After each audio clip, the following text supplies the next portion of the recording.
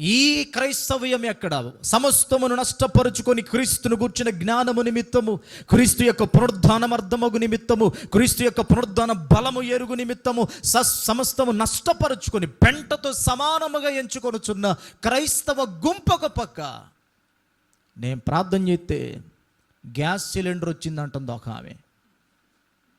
వీళ్ళు ఒక పక్కండి, వీళ్ళంతా క్రైస్తవ్యాన్ని భ్రష్టు పట్టించడానికి మొదలైన గుంపిదంతా, వాస్తవిక క్రైస్తవ ప్రపంచాన్ని చెరుపుచున్న గుంపిదంతా. నేను ప్రార్థన చేస్తే ఇంట్లో ఎలకలు పోయినాయి అంటది ఒక. నేను ప్రార్థన చేస్తే నాకు ఫోను తెలియకుండా రీఛార్జ్ అయిందంటది. ఒరే, ఇంకా ఎయిర్టెల్ జియోలన్నీ మూసుకుపోవటమే కంపెనీలు మరిగా. నేను ప్రార్థన చేస్తే నా బట్టతల పోయిందంటాడు. పౌలు గారు ఏం సంపాదించుకోవాలని ఏం వదిలేసుకున్నాడు, వీళ్ళు ఏం సంపాదించుకుంటున్నారు యేసుప్రభు దగ్గరికి వచ్చి. ఇక ఎప్పుడు అస్తమానం షుగర్లు, బీపీలు, థైరాయిడ్లు, రోగాలు, రొప్పులు, అప్పులు, తెప్పలు, నొప్పులు ఇవేనా? ఇవి తీర్చుటకు, వీటి నుంచి విడిపించుటకు దేవుడు సమర్థుడు, ఖచ్చితంగా చేయగలడు. కానీ మన లక్ష్యం ఏంటి? ఇదేనా మన లక్ష్యం? ఈ జీవితకాలం మట్టుకు బ్రతకడానికైనా యేసుప్రభు నమ్ముకుంది.